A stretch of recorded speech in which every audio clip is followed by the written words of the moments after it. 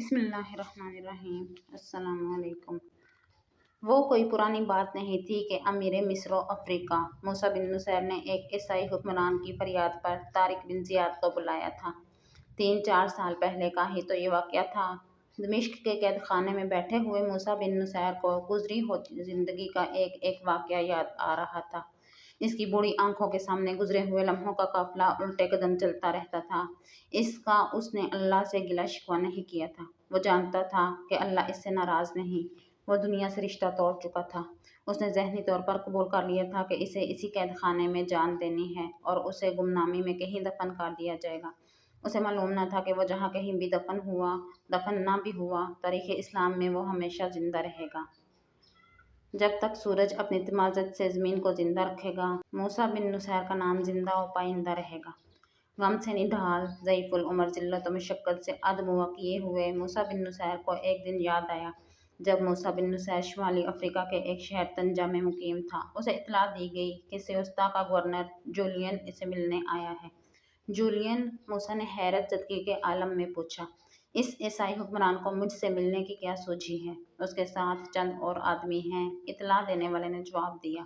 वो शाही खानदान के आदमी या आला हुक्काम मालूम होते हैं। वो कुछ तोहफे भी लाए हैं। खुदा की कसम मुझे यकीन नहीं आता, मूसा ने कहा, कि जिसके साथ हमारी लड़ाइयाँ हुईं और जिसके साथ हमारी दुश्मनी है वो अचानक हमारा दोस्त बन गया है। नहीं, वो शायद सुलह की पेशकश करने आया होगा। मैं ये पेशकश कबूल नहीं करूँगा, अमीर मोहतरम, अमीर मूसा के एक हाकिम ने कहा। वो इतनी दूर से आया है, उसे मुलाकात का मौका दे दें। सियोस्ता एक बड़े शहर के बराबर रियासत थी जो जबल तारिक जबल अल्टर के बिलमुकाबिल बहीरा रोम के अफ्रीकी साहिल पर वाक़या थी।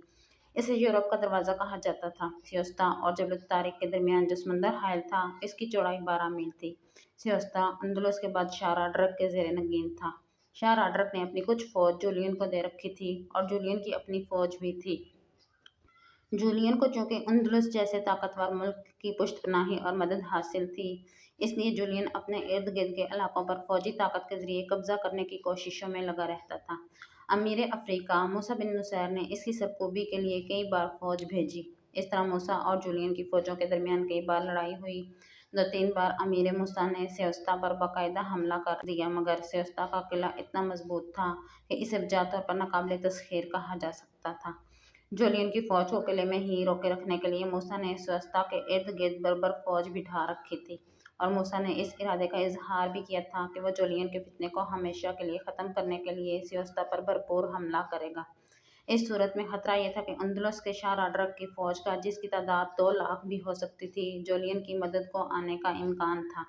मूसा ने 2 बार जूलियन को अपने एलची के हाथ पैगाम भेजा था कि वो अमन से रहे और अमन से रहने दे, वरना इसे भयानक नताइज का सामना करना पड़ेगा। जूलियन ने इन दोनों पैगामों के जो जवाब दिए थे, इनमें हक़ारत और रऊनत की झलक नुमायाँ थी। वो खुदसर और सरकश दुश्मन मूसा से मिलने आया था। मूसा ने इशारा किया कि उसे अंदर ले आओ। शाहाना लिबास में मलबूस जूलियन शाहाना चाल चलता इस कमरे में दाखिल हुआ, जिसमें मूसा अपने 2-3 मुशीरों और 1-2 सालारों के साथ बैठा हुआ था। जूलियन को देखकर वो उठा। उसके होंठों पर मुस्कुराहट थी। इसके दोनों हाथ मुसाफे के लिए आगे को फैले हुए थे। जूलियन ने अपनी ज़ुबान में कुछ कहा। काउंट जूलियन वाली सियोस्ता कहते हैं, जूलियन के तर्जुमान ने बर्बर ज़ुबान में कहा। मैं अमन अमान से आया हूँ, अमन अमान से रुखसत होऊंगा। दोस्ती का पैगाम लाया हूँ और दोस्ती का मुजदा लेकर जाऊँगा। हमारे हुक्मरान में कोई बदतरीन दुश्मन आ जाए तो इसे भी हम दोस्त समझते हैं। हमारे घर में कोई बदतरीन दुश्मन आ जाए तो इसे भी हम दोस्त समझते हैं। मूसा बिन नुसैर ने जूलियन से बगलगीर होते हुए और फिर इससे एक बाजू के घेरे में लेकर कुर्सी की तरफ ले जाते हुए कहा, आपके दिल में ख्वाह कोई ख़तरनाक इरादा ही क्यों ना हो, हम आपको दोस्त समझेंगे। तर्जुमान दोनों की बातें बर्बर ज़ुबान में एक दूसरे को सुना रहा था। जूलियन के साथ वो चाको-चबंद मुहाफ़िज़ ज़र्फ़ बार्क लिबास में मलबूस सुनहरी अन्नियों वाली बर्छियाँ सलीके से उठाए हुए थे। जूलियन ने इन्हें सर से इशारा किया। दोनों मशीनी आदमियों की तरह झुके, सीधे हुए और उल्टे कदम चलते बाहर चले गए। उन्होंने दरवाज़ा बंद न किया। 2 स्याह-फाम आदमी, जिनके सरों पर सफ़ेद टोपियाँ और कमर के गिर्द चमकते हुए कपड़े के तहबंद थे, एक बॉक्स दाएं और बाएं से पकड़े हुए अंदर आए और बॉक्स मूसा बिन नुसैर के आगे रख कर ढकना खोल दिया। فوراً ہی بعد ایسے دو اور حبشی غلام ایسا ہی بکس اٹھائے دروازے میں داخل ہوئے۔ 3 بکس اور اندر لائے گئے۔ موسیٰ بن نصیر کے منع کرنے کے باوجود بکس لانے والے غلام جھکتے بھی رہے، سجدے بھی کرتے رہے اور جولین کو کچھ نہ سمجھتے ہوئے مسکراتا رہا۔ یہ بیش قیمت تحفے تھے جو جولین اپنے ساتھ لایا تھا اور امیر افریقہ موسیٰ بن نصیر کے لیے ایک گھوڑا لایا ہوں، جولین نے کہا۔ باہر کھڑا ہے۔ یہ اندلسی نسل کا جنگی گھوڑا ہے، دوڑتا نہیں، اڑتا ہے، صرف شہسوار کو اپنی پیٹھ پر قبول کرتا ہے۔ جہاں لگام کھینچو اسی قدم پر رک جاتا ہے۔ کئی میدان لڑا ہے، شاہی استبل کا بادشاہ ہے۔ میں اپنی طرف سے اور خلیفۃ المسلمین کی طرف سے شکریہ ادا کرتا ہوں، مرسی نے کہا۔ اور کیا اب آپ اپنے آنے کا مقصد بیان کریں گے؟ 3 مستند مورخوں نے، اسٹینلے لینپول، پروفیسر ڈوزی اور سرسٹنگ میکسویل نے موسیٰ بن نصیر اور جولین کی اس ملاقات کا تفصیلی تذکرہ لکھا ہے۔ امیر افریقہ و مصر، اب جولین نے کہا، میں آپ کے لیے ایک تحفہ اور لایا ہوں، لیکن یہ تحفہ آپ کو خود آگے بڑھ کر حاصل کرنا پڑے گا۔ میں ساتھ ہوں گا۔ راستے میں سیاہ سمندر حائل ہے۔ میں اپنی کشتیاں اور اپنے رہنما ساتھ بھیجوں گا۔ صرف اللہ جانتا ہے جو ہمارے دلوں میں مخفی ہے، موسیٰ نے کہا۔ ایک تو آپ کی آمد ہی میری دانست سے بالا ہے اور آپ جس تحفے کا ذکر کر رہے ہیں وہ میں سمجھنے کی اہلیت نہیں رکھتا۔ کیا آپ اپنا مقصد اور منشا ایسے الفاظ میں بیان نہیں کریں گے جو مجھ جیسے کم عقل آدمی کے پلے پڑ جائے؟ اس تحفے کا نام اندلس ہے، جولین نے کہا۔ اندلس جو ایک ملک ہے اور جس سے آپ ناواقف نہیں۔ آپ اس ملک کو سلطنت اسلامیہ میں شامل کر سکتے ہیں۔ آگے فرانس ہے۔ اندلس میں اپنی عملداری مستحکم کر کے آپ فرانس کو تحت کر سکتے ہیں۔ سلطنت اسلامیہ کے ساتھ آپ کی کیا دلچسپی ہو سکتی ہے؟ موسیٰ بن نصیر نے پوچھا۔ اور اپنے ہم قوم اور ہم مذہب شارا سے آپ کی کیا دشمنی ہو سکتی ہے؟ کیا آپ نہیں جانتے کہ میں شارا کا باج گزار ہوں؟ جولین نے کہا۔ اسے خدشہ لگا رہتا ہے کہ عرب کے مسلمان اتنی بڑی جنگی طاقت بن گئے ہیں کہ انہوں نے رومیوں اور فارسیوں کو گھٹنوں بٹھا دیا ہے اور وہ افریقہ کے شمالی ساحل تک آ گئے ہیں۔ بربر قبائل کو بھی مسلمانوں نے اسلام میں داخل کر کے انہیں فوج کی صورت میں منظم کر دیا ہے۔ وہ ڈرتا ہے کہ اب مسلمان اندلس کے راستے یورپ میں داخل ہوں گے۔ کیا آپ اندلس اور ہمارے درمیان آزاد رہنا چاہتے ہیں؟ موسیٰ نے پوچھا۔ یہ بات کی باتیں ہیں، جولین نے جواب دیا۔ پہلے میری پوری بات سن لیں اور میرے ایک سوال کا جواب دیں۔ کیا آپ نے بھی سوچا ہے کہ اندلس پر فوج کشی کر کے اس خوبصورت اور زرخیز ملک کو اپنی وسیع سلطنت میں شامل کر لیں؟ نہیں، موسیٰ نے جواب دیا۔ میرے پاس اتنی فوج نہیں، نہ مجھے اتنی کمک مل سکتی ہے کہ اندلس کی اتنی بڑی فوج پر حملہ کروں۔ موسیٰ بن نصیر نے جھوٹ بولا تھا۔ اس نے متعدد بار سمندر پار کر کے اندلس پر چڑھائی کے منصوبے بنائے تھے۔ اس نے اپنے سالاروں کے ساتھ بھی بات کی تھی اور وہ خلیفہ کو قائل کرنا چاہتا تھا کہ اسے اندلس پر حملے کی اجازت دے دے۔ اس وقت خلیفہ ولید بن عبد الملک تھا جو ہمیشہ بیرونی ملکوں پر حملوں کے حق میں رہتا تھا۔ آپ کو شاید معلوم نہیں، جولین نے کہا، کہ اندلس قدرت کا ایک شاہکار ملک ہے۔ لہلہاتے کھیت، درخت اتنے زیادہ اور اتنے خوشنما کہ مردے بھی دیکھیں تو سانس لینے لگیں۔ اندلس دریاؤں اور ندیوں کی سرزمین ہے۔ یہ سبز پوش پہاڑیوں اور روح افزا وادیوں کا ملک ہے۔ وہاں کی زمین سونا اگلتی ہے۔ اس زمین میں خزانے دفن ہیں۔ آپ وہاں جائیں گے تو عرب کے ریگزاروں اور افریقہ کی سنگلا زمین کی طرف رخ نہیں کریں گے۔ وہاں کے لوگ حسین ہیں۔